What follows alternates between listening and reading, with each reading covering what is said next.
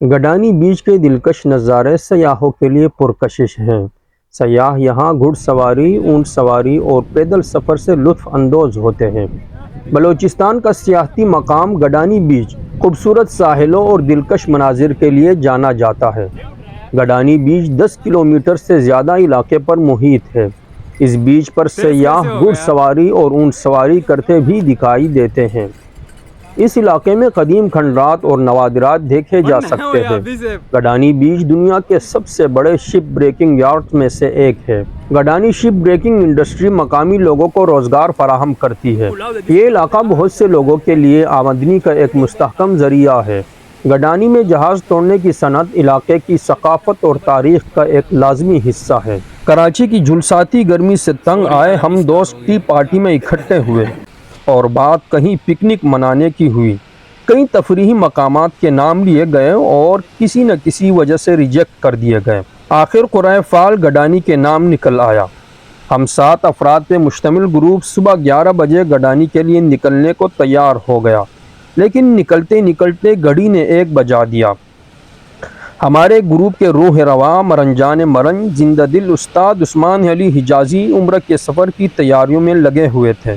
کچھ مسائل تھے جن کی وجہ سے وہ پریشان تھے، اس لیے وہ ہمارا ساتھ نہ دے سکے۔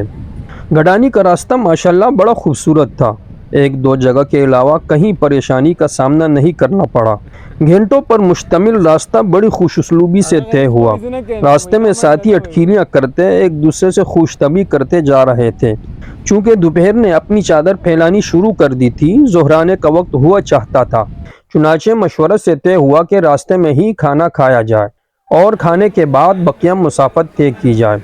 اب چوکی کے ایک ہوٹل میں ڈیرا ڈالا گیا۔ کھانا گزارے حال تھا، کم بل کے حساب سے تو اچھا ہی تھا۔ کھانا تناول کرنے کے بعد ایک بار پھر قافلہ سوئے منزل چل پڑا۔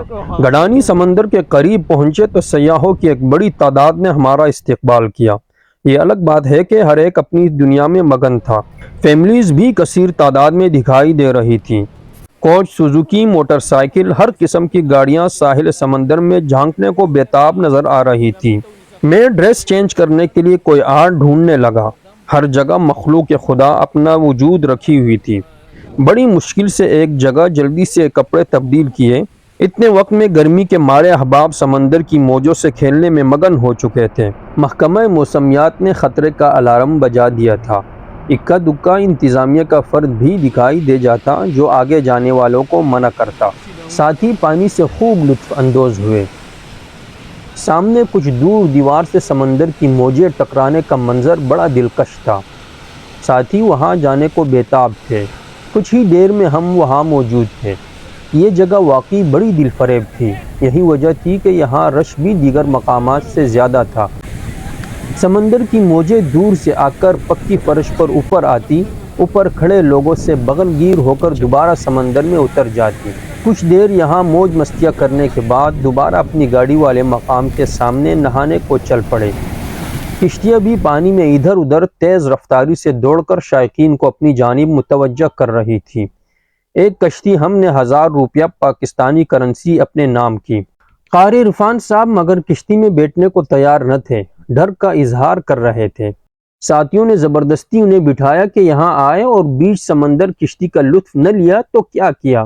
ڈر تو ہم بھی رہے تھے لیکن بہادری کی ایکٹنگ کر رہے تھے۔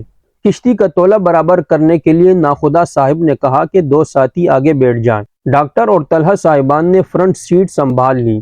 کشتی نے رفتار پکڑ لی۔ ہم سب نوجوانوں کو دیکھ کر ملاح نے رفتار فل تیز کر دی۔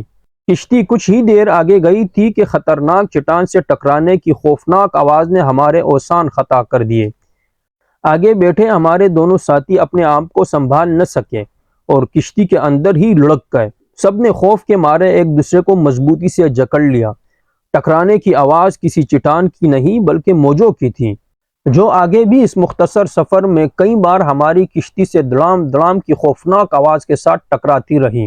ہم سوچنے لگے کہ یا خدا، یہ سنگلاخ پہاڑ کی چٹانیں ہیں یا نرم و ملائم پانی کی لہریں۔ کشتی سے باہر نکلے تو سب کا ہنس ہنس کر برا حال تھا کہ ہم نے بلا وجہ اللہ کو جوش دلا کر تیز چلانے پر آمادہ کیا۔ طلحہ کہنے لگا، میری تو ابھی بھی کانپے ٹانگ رہی ہے۔ یہ سنتے ہی سب کا قہقہا چھوٹ پڑا۔ ساحل سمندر پر گھوڑے بھی خوشنمائی میں اضافہ کر رہے تھے۔ ایک گھوڑا دیکھ کر ہمارا بھی ارطغرل بننے کا جذبہ بیدار ہوا۔ گھوڑے کی پیٹھ پر چڑھ کر اسے چہل قدمی پر مجبور کیا۔ ہمیں اندھیرے سے پہلے ہی یہاں سے نکلنا چاہیے تھا، بلکہ کوشش تھی کہ مغرب کی نماز ہب ریور روڈ جامعہ فاروقیہ فیز 2 میں ادا کی جائے۔ الحمدللہ اسی طرح ہوا۔ ہم جو ہی جامعہ کی وسیع و عریض حسین و جمیل مسجد میں پہنچے، امام صاحب کی تلاوت کی آواز سماعتوں سے ٹکرانے لگی۔ نماز کے بعد جامعہ کے شیخین مفتی انس عادل اور مفتی عمیر عادل حفظہم اللہ کے ساتھ سر راہ ملاقات ہوئی۔ انہوں نے اپنائیت کا اظہار کرتے ہوئے کھانے کی دعوت دی، جسے ہم نے دعاؤں کی درخواست کے ساتھ کسی اور موقع کے لیے مؤخر کر دیا۔ جامعہ کی کینٹین میں ناشتہ کرنے کے بعد قافلہ اپنے اپنے گھر حسین یادوں کی بارات لیے روانہ ہو گیا۔